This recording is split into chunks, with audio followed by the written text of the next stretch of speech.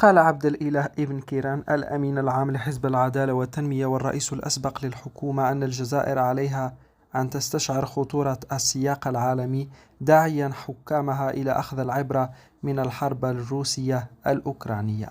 وأضاف ابن كيران خلال افتتاح المؤتمر الثالث لصيادلة حزبه اليوم السبت بالرباط إن فتح الحدود سيسمح للجزائريين بدخول المغرب وزيارة الأماكن السياحية، والجزائريات سيقتنين